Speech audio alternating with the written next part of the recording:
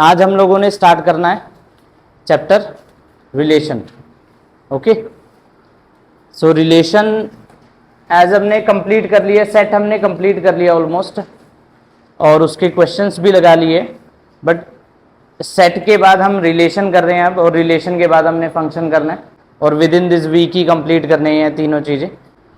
सो relation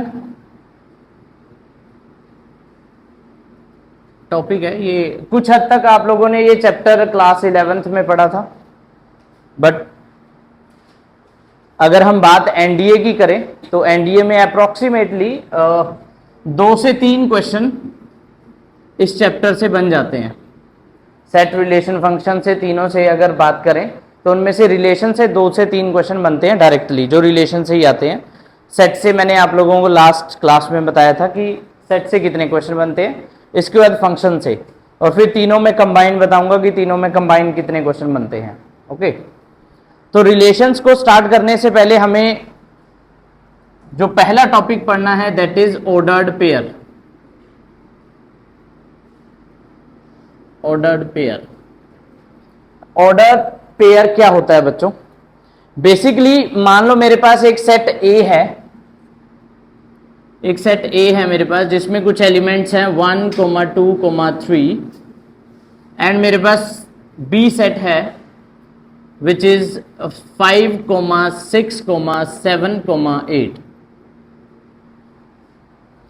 अब ordered pair बनाने के लिए मुझे क्या करना है, एक एलिमेंट कहां से लेना है, ए से, और एक एलिमेंट कहां से लेना है, बी से। सो बेसिकली स्मॉल ब्रैकेट से हम इन्हें रिप्रेजेंट करते हैं ए कोमा बी, और ये आप लोगों का हुआ ऑर्डर्ड पेयर।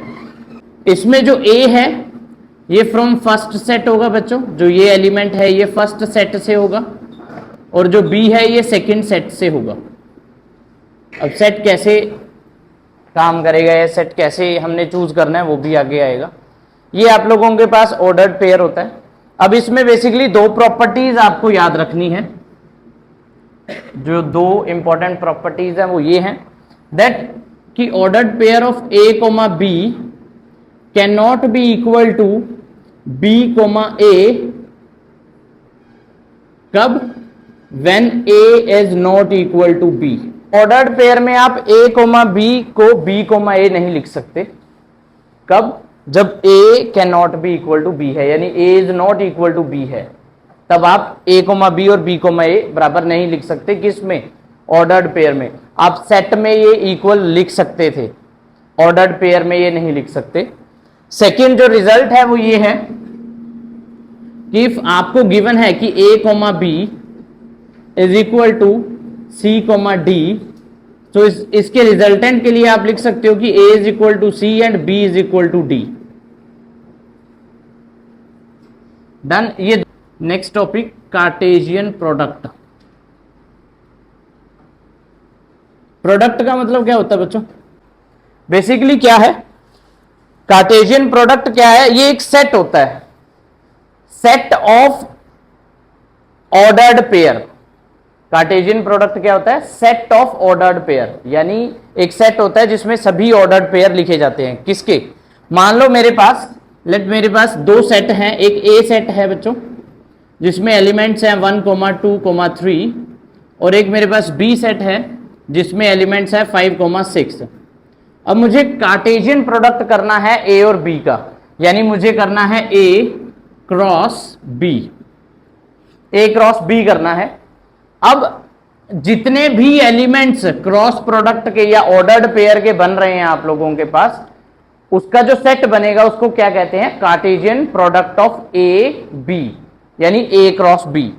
तो बेसिकली आपको एक सेट बनाना है, सेट के लिए आपको कर्ली ब्रैकेट यूज करनी है, और उसके अंदर जो एलिमेंट होंगे वो ऑर्डर्ड पेयर में होंगे।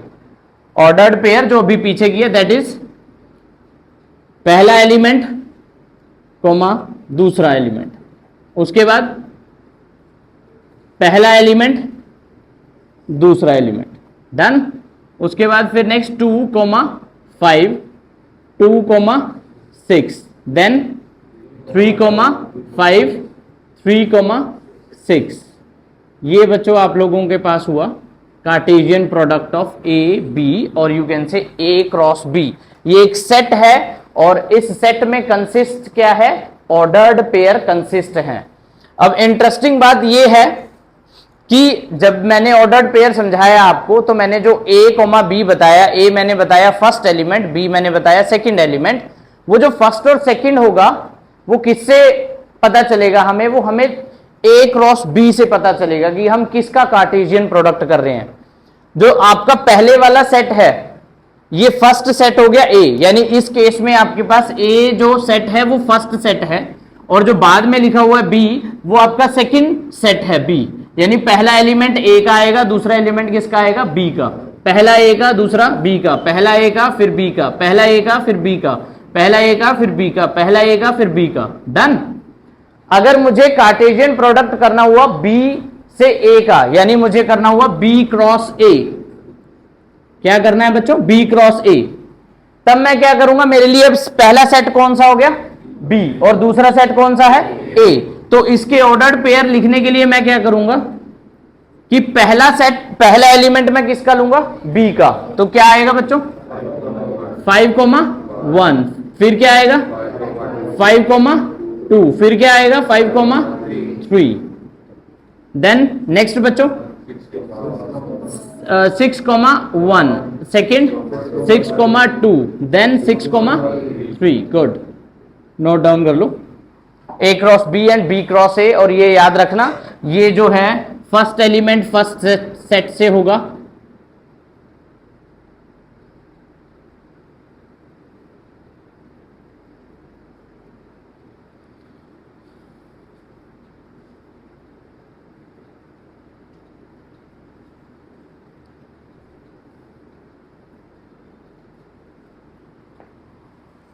सिमिलरली यहां पर जो फर्स्ट एलिमेंट होगा वो तुम्हारा बी से आएगा, जो सेकंड एलिमेंट होगा वो ए से आएगा, जो आगे लिखा है उसका एलिमेंट पहले आएगा। डन बच्चों, कार्टेशियन प्रोडक्ट समझ में आ गया।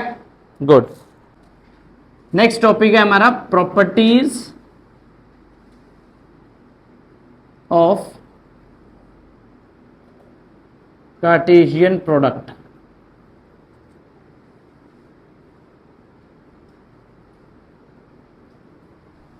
अगेन मैं आप लोगों को बार बार समझाता हूं, NDA maths is not about कि आपको सब्जेक्टिव कितना आता है। एनडीए मैथ्स में आपको प्रॉपर्टीज अच्छे से समझ आनी चाहिए, आप उन्हें अच्छे से अप्लाई कर पाओ। बेसिकली आपको ये देखना है एनडीए मैथ्स में कि जो प्रॉपर्टीज होती हैं वो शॉर्ट वे में कैसे अप्लाई करके हम उन्हें जल्दी आंसर निकाल सकते हैं। ठीक है, तो ये ध्यान रखना, हर एक प्रॉपर्टी इंपॉर्टेंट है। तो सबसे पहली प्रॉपर्टी क्या बोलती है भाई कि cardinality of A cross B is equal to क्या होगा बच्चों, cardinality of A into cardinality of B. Okay, same अगर इसमें 3 सेट हों, जैसे ए और बी 2 सेट हैं, अगर तीसरा सेट सी भी आ जाए तो उसकी अगर कार्डिनैलिटी निकालनी हो, यानी cardinality of A cross B cross C, वो किसके इक्वल आएगी बच्चों, cardinality of A into cardinality of B into cardinality of C. मान लो मेरे पास एक सेट है ए और उसमें नंबर ऑफ एलिमेंट कितने हैं 3, और सेट बी है उसमें नंबर ऑफ एलिमेंट कितने हैं 2।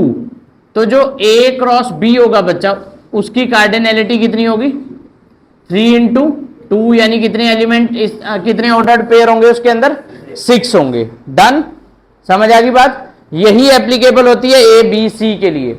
मान लो अगर ए में नंबर ऑफ एलिमेंट है 2, बी में है 3 और सी में है 4, तो जो टोटल नंबर ऑफ एलिमेंट्स होंगे ए क्रॉस बी क्रॉस सी में, तो वो क्या होंगे 2 इंटू 3 इंटू 4। डन बच्चों, दैट इज 24। कर लो नोट दोनों प्रॉपर्टीज। इससे रिलेटेड एक क्वेश्चन मुझे याद आता है जो कि एनडीए सेकेंड 2023 में आया था, और कार्टेशियन प्रोडक्ट की कार्डिनैलिटी से रिलेटेड। सो अगर किसी को थोड़ा सा याद होगा, ये प्रॉपर्टीज अगर किसी बच्चे को इजीली याद होंगी, तो 2.5 नंबर उसके एक तरह से बेसिकली पक्के थे उस टाइम। क्वेश्चन क्या था, सिर्फ समझना। क्वेश्चन में गिवन था कि हमारे पास cardinality of A cross A दे रखी है, cardinality of A cross A कितनी दे रखी है, 16 दे रखी है। तो what is the cardinality of set A, क्या आएगी, 4। तो ये क्वेश्चन था एनडीए सेकेंड 2023 का। डन। सेकेंड प्रॉपर्टी लिखो बच्चों, ए क्रॉस बी। सेकेंड प्रॉपर्टी क्या बोल रही है बच्चों, बोलिए ए cross B,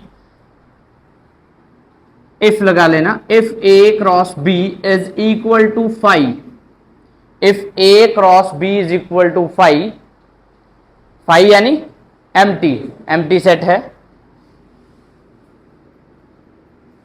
either set A is equal to 5 और set B is equal to 5, कि दोनों में से कोई एक तो एम्प्टी होगा ही होगा, तभी पॉसिबल है कि उनका जो कार्टेशियन प्रोडक्ट है वो क्या हो, 5 हो।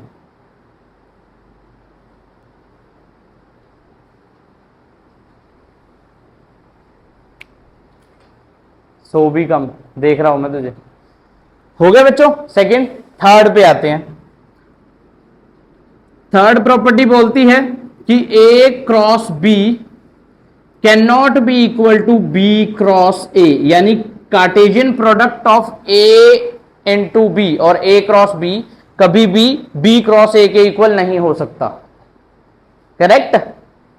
और ये चीज ध्यान रखना, मैंने जो समझाई थी कि सेट में अगर लिखा हो 1,2 वो किसके इक्वल हो सकता है, 2,1 के इक्वल हो सकता है बच्चों, बट कभी भी ऑर्डर्ड पेयर में 2,1 इज नॉट इक्वल टू 1,2, ये ध्यान रखना।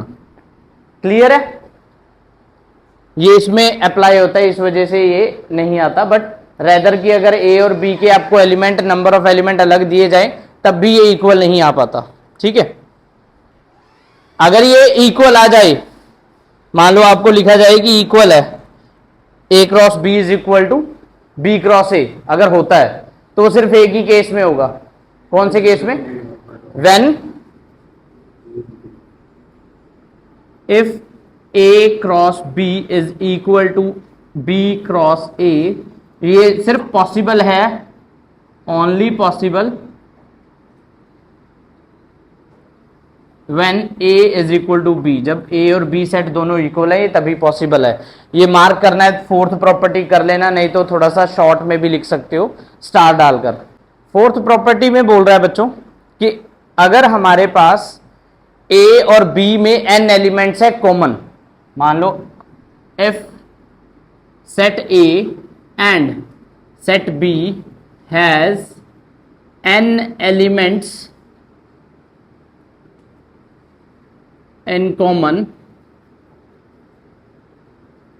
n elements are common, बोल रहा है कि अगर सेट ए है मेरे पास और सेट बी है, इन दोनों में कुछ एलिमेंट्स कॉमन है, मान लो 2 एलिमेंट या 3 एलिमेंट या 8 एलिमेंट, कुछ भी नंबर ऑफ एलिमेंट्स क्या है, कॉमन है। तो अगर मुझे ये बताना हो कि जो ए क्रॉस बी होगा उसमें कितने नंबर ऑफ एलिमेंट्स होंगे जो कॉमन आएंगे, कितने एलिमेंट्स क्या आएंगे, कॉमन आएंगे, तो उसके लिए जो फॉर्मूला है, और यू कैन से डायरेक्ट आंसर है, आप लिख सकते हो n का स्क्वायर। जो नंबर ऑफ एलिमेंट ए और बी में जितने नंबर ऑफ एलिमेंट सेम है उसका क्या करना है, स्क्वायर। सो लिख लो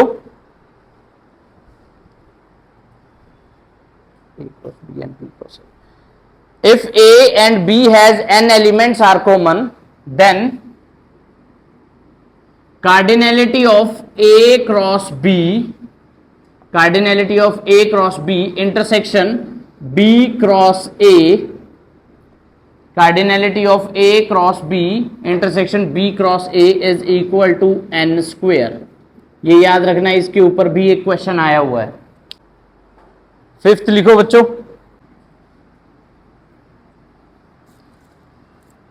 A cross B intersection C, A cross B intersection C is equal to A cross B intersection A cross C। Sixth, A cross B union C is equal to A cross B union A cross C. Seventh, A cross B minus C is equal to A cross B minus A cross C. ये कुछ important properties है जो मैंने लिखवाई हैं। इसके अलावा और भी प्रॉपर्टीज होती है, बट जहां तक अभी तक एनडीए से क्वेश्चंस आए हैं या रिलेटेड कार्टेशियन प्रोडक्ट के इंपॉर्टेंट प्रॉपर्टीज है वो यही है।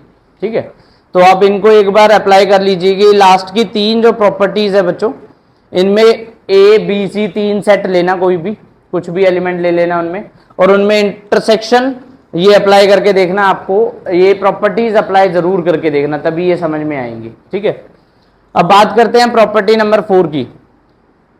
मान लो मेरे पास दो सेट हैं ए और बी,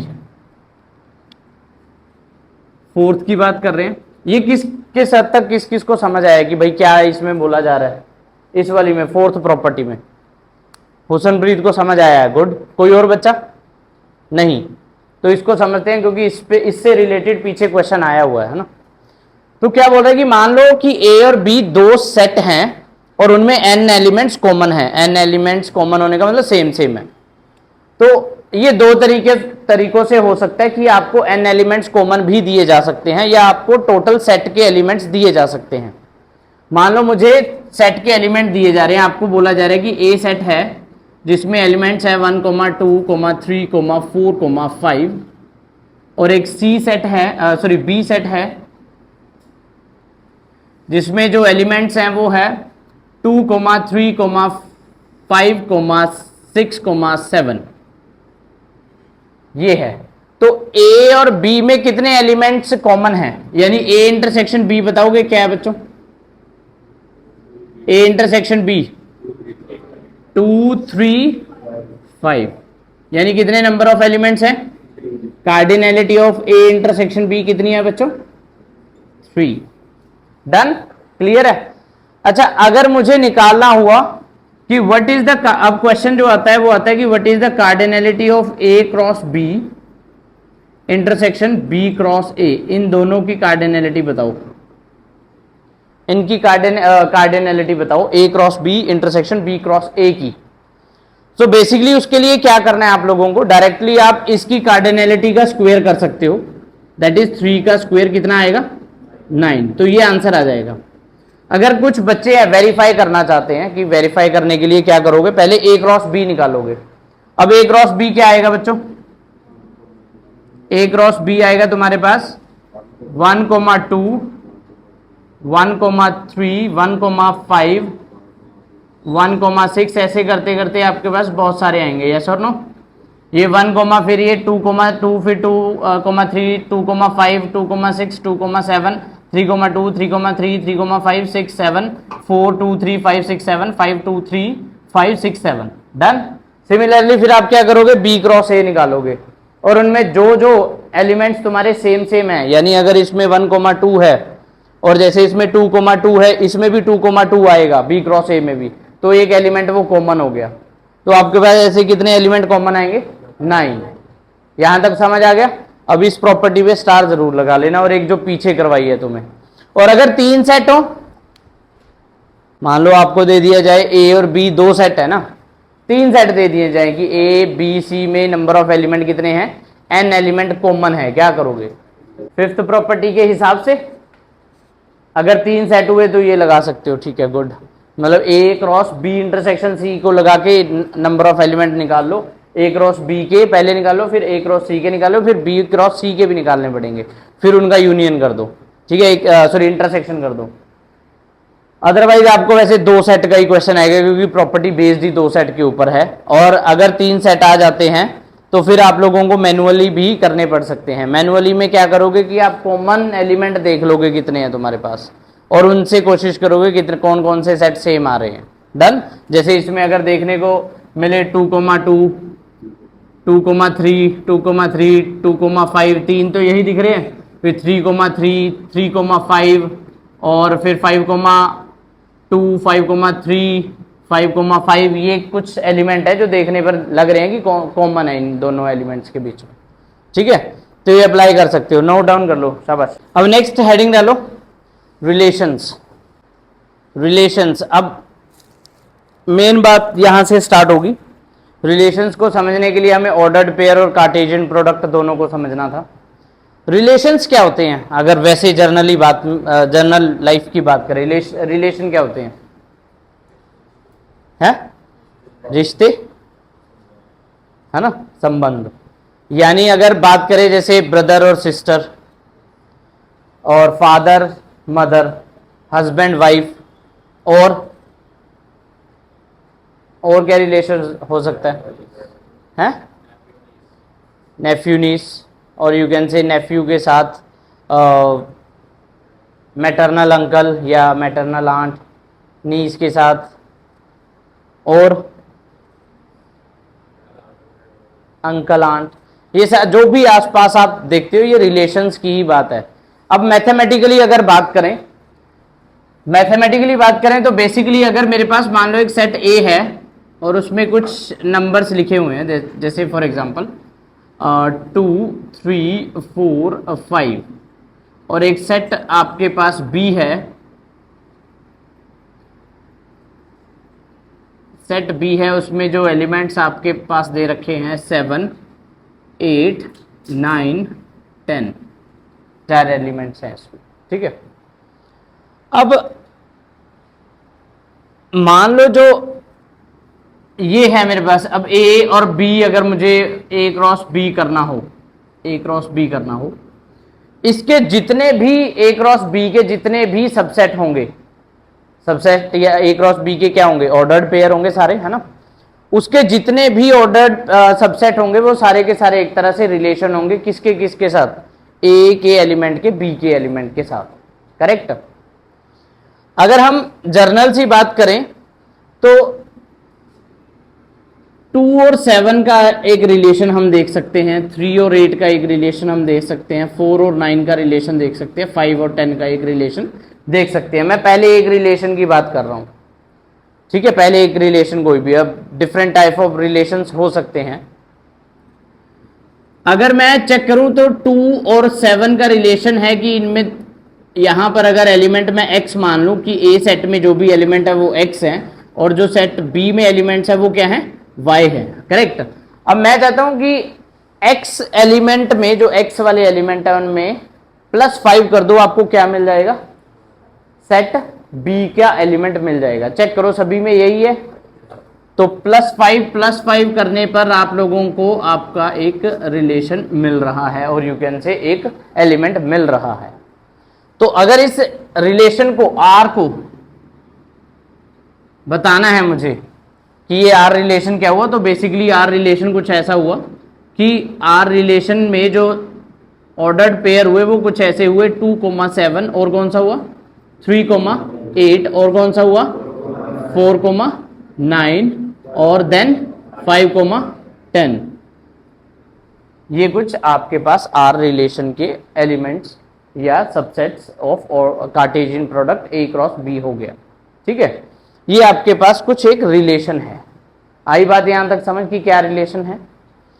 अब इसको और अच्छे से अगर समझना है तो इस चीज को देखो कि जरूरी नहीं है 2 का 7 के साथ ही रिलेशन होगा या 3 का 8 के साथ ही होगा, किसी और के साथ भी रिलेशन किए जा सकते हैं। जैसे अब 2 है, 2 क्या बोलेगा कि भाई 2 मेरा रिलेशन 7 से है, बट मुझे क्या दिक्कत है, मैं 8 के साथ भी बनाना चाहूंगा, मैं रिलेशन 8 के साथ भी बनाना चाहूंगा, है ना। और 3 कहेगा ठीक है कि अगर किसी के ऊपर कोई पाबंदी नहीं है तो भाई मैं भी बनाऊंगा, किसके साथ, 9 के साथ। अब 4 भी बोलेगा मैं भी किसके साथ बनाऊंगा, 10 के साथ। अगर इस रिलेशन की बात करें तो इस रिलेशन में आप चेक करो सभी में क्या ऐड हो रहा है, +6। तो जो ये रिलेशन है, ये रिलेशन क्या हुआ तुम्हारा, 2,8, 3,9, 4,10 डन। अब इसमें एक इंपॉर्टेंट बात होगी कि 5 रह गया, 5 की मर्जी है, 5 ना करे रिलेशन, कोई प्रॉब्लम थोड़ा ना है, कोई ऐसी कोई वो नहीं है, लाइक कंपलसरी नहीं है 5 को कि भाई तूने रिलेशन करना ही है अगर उन तीनों ने किया। कोई दिक्कत नहीं होगा कि भाई नहीं मैं तो 10 के साथ ही रखूंगा, मेरा और कोई बात ही नहीं है, मैंने किसी और से बात करनी नहीं है। क्लियर है यहां तक? पक्का?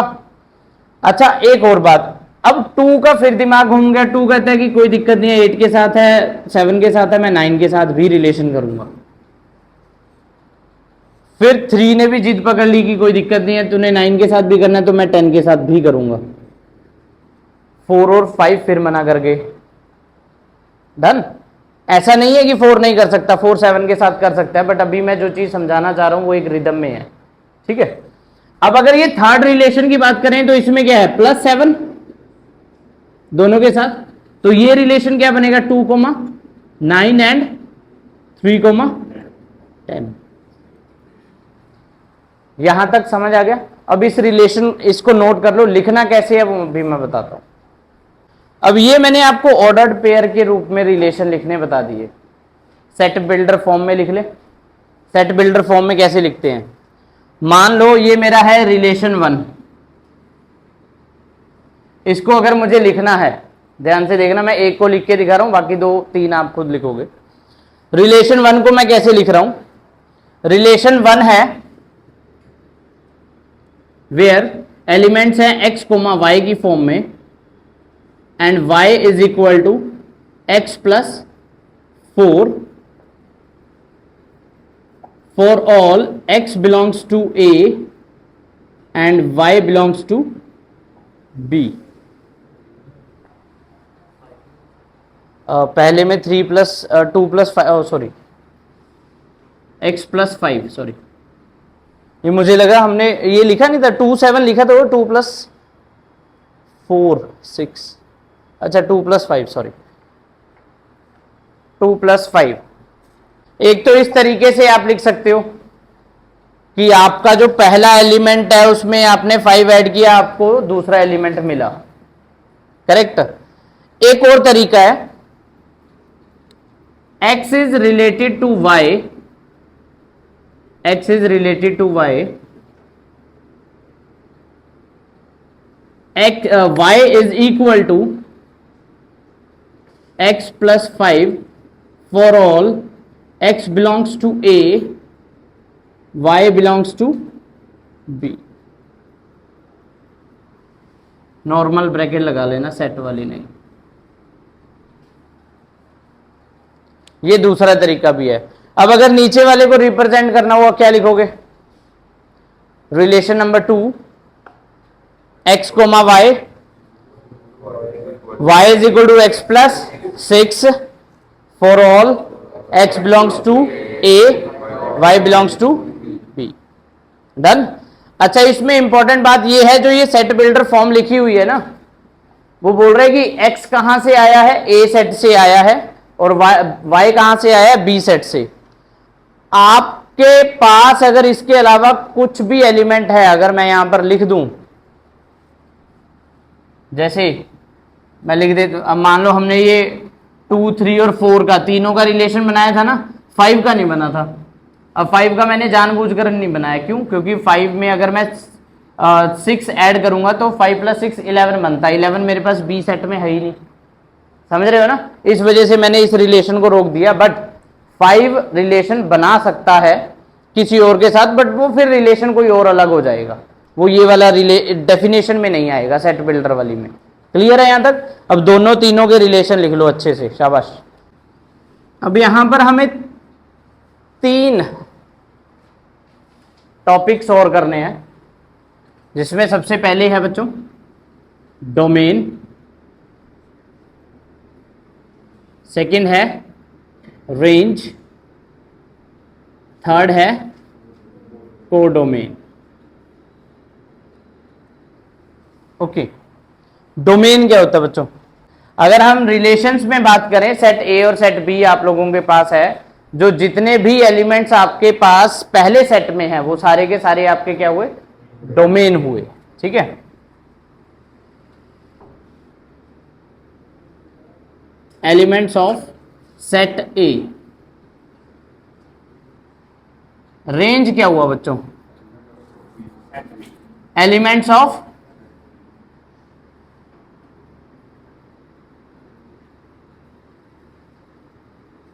कोडोमेन क्या हुआ,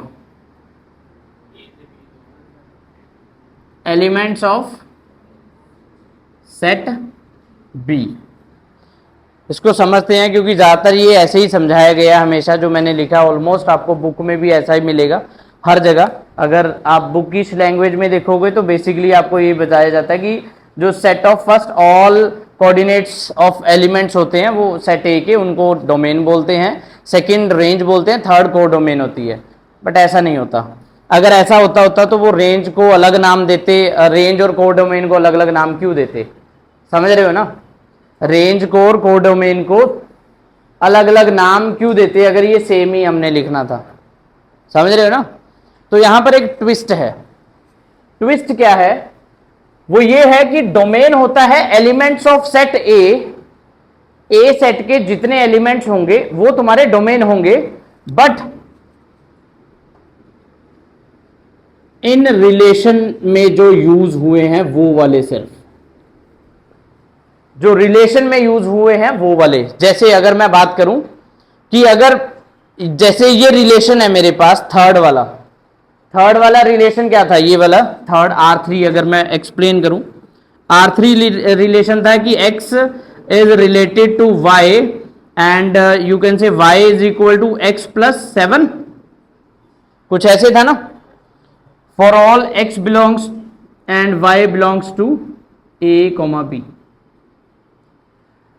अब अगर बात करो इस रिलेशन की, तो रिलेशन में अगर इसमें डोमेन मुझे देखना हुआ, इस रिलेशन में अगर डोमेन देखना है तो डोमेन के लिए मैं क्या करूंगा, डोमेन के लिए मैं वो एलिमेंट देखूंगा जो सेट ए के इस रिलेशन में आए हैं।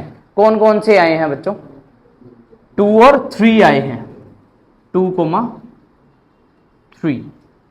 डन। रेंज क्या होगी, रेंज होगी वो एलिमेंट्स जो सेट बी के हैं बट इन रिलेशन, जो रिलेशन में यूज हुए हैं, but used in relation, used लिख लेना वर्ड, थोड़ा और आपको जुड़ाव महसूस होगा। रेंज के लिए मैं क्या करूंगा, वो एलिमेंट्स देखूंगा सेट बी के जो आपके रिलेशन में यूज हुए हैं। कौन कौन से हुए हैं बच्चों, 9 एंड 10, ये आपका क्या हो गया, रेंज। अब बात करते हैं कोडोमेन की। कोडोमेन के लिए जो स्टेटमेंट मैंने वहां लिखी है वो बिल्कुल एग्जैक्ट है। वो क्या बोलती है, जितने भी एलिमेंट्स सेट बी के हैं वो आपके एक तरह से क्या है, कोडोमेन है। डन, यहां तक क्लियर है बच्चों, नोट कर लो इसको अच्छे से।